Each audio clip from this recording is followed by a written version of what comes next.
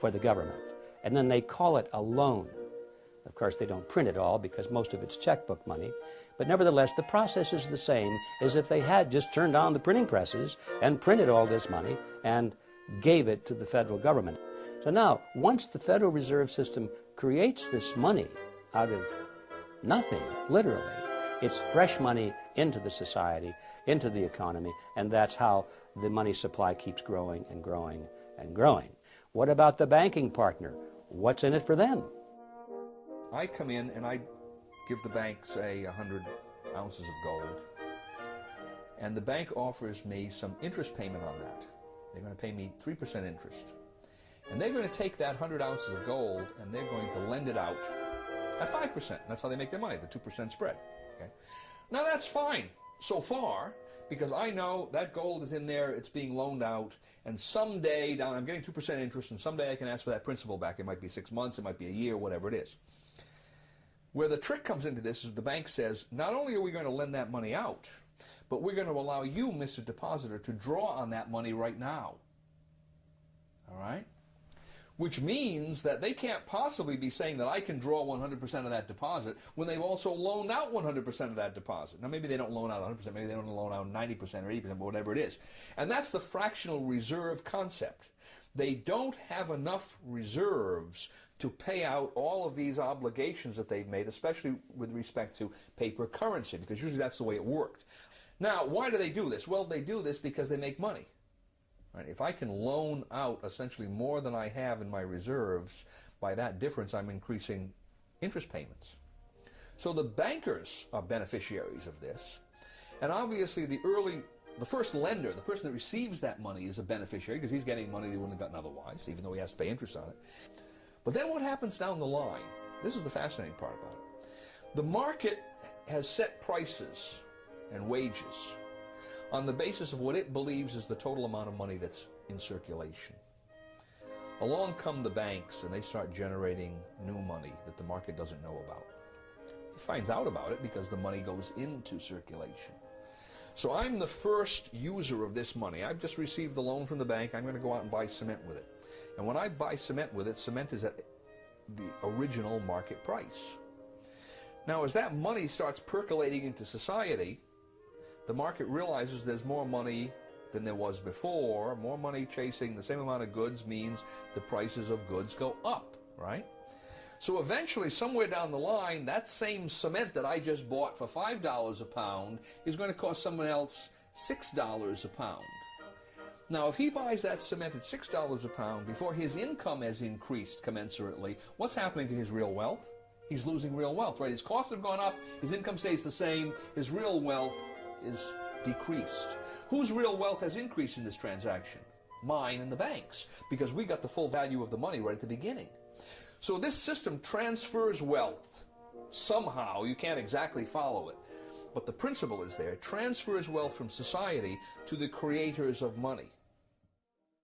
For every $1 billion that's put into the banks, I, as a commercial banker, can create an additional $9 billion and push them out into the economy as loans. Now that $9 billion based on the $1 billion, which itself was created out of nothing, all of it is just fiat money. It's created out of nothing, but the commercial banks get the bigger end of the deal, as you can see. They can create 9 for the private sector called loans, and these are genuine loans, and that is where our money comes from. That is how money is created. Every bit of it is created in this fashion.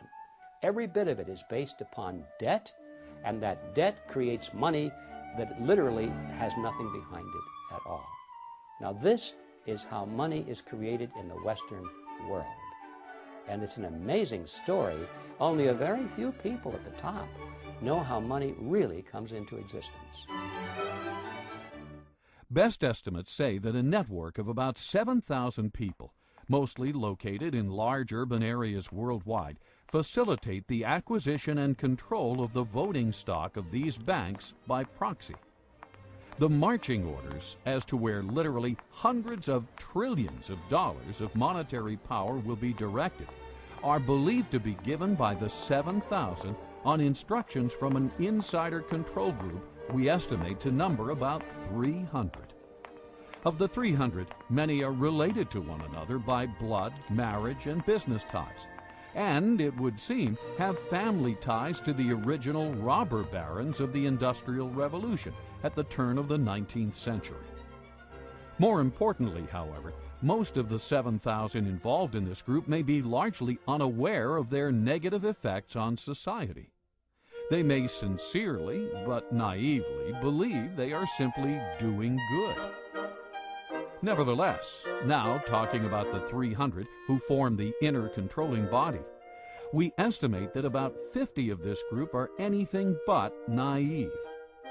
Thus, having successfully established the ultimate money-making machine, the Federal Reserve System, this nefarious cartel of tyrants is in a position to literally acquire control over the assets of the world, deprive the people of all their prosperity, as Thomas Jefferson would say. This is the calculus of the situation, and this is exactly what they are doing, with a little help from their virtuous but ignorant servants in Congress, as John Adams might say. Yes, the Founding Fathers must surely be rolling over in their graves. The original intent of the Constitution is spelled out quite clearly, not only in the document, but in the immediate history that surrounds its formation. Now, Article 1, Section 10, Clause 1 limits the powers of the states. It says, no state shall coin money. States had coined money. Stops them from doing it. No state shall emit bills of credit. Now, that's one of those peculiar words. If you were living in that time, you knew what it meant. It meant essentially what we call paper money. No state shall emit bills of credit, which means that a state itself cannot create paper money, and then it can't do it indirectly by setting up some kind of a bank that's controlled by the state. Third provision in that clause is, no state shall make anything but gold and silver coin a tender in payment of debts. And notice the language, no state shall make anything but gold and silver coin, meaning states can and should make gold and silver coin a tender in payment of debts. But the historical background shows absolutely clearly that paper money was not going to be allowed at the national level or the state level. And the very interesting point here is that the same people who wrote the Constitution had been, to a large extent, in control of the states and of the Congress under the Articles of Confederation during the War of Independence. These people had emitted large amounts of paper money. The states did it, Congress did it. When that Congress did it was called the Continental Currency, and most people are familiar with the phrase, not worth a continental. Paper money depreciated so radically in value that it was essentially worthless. Those same people looked back at what they had done only a few years earlier and said, we're not going to do this anymore. The inflation isn't rising prices. The inflation is the government's program of increasing the supply of money, which devalues the currency, and that causes the prices to go up. Inflation, that is the destruction of money, eventually wipes out the middle class. The best example in the 20th century being what we saw happen in Germany. As the runaway inflation came, the middle class got wiped out. In the early stages, of course, somebody benefited. Eventually it hurts everybody. But in this country right now, we have constant insidious inflation. So there is a transfer of wealth from the poor and the middle class to the wealthy. But because it affects the business cycle and causes prices to go up in general, who suffers the most? The people who can afford it the least. That people on fixed incomes, low middle income people, poor people. I think it especially hits hard low middle income people who are trying to make it on their own and won't go on the dole, because their prices go up more and they're the first ones to lose their job when the business cycle turns down. The Federal Reserve, by increasing the credit, creates the boom part of the cycle, but then there's always the resulting downturn of the cycle when unemployment rises. We're always live.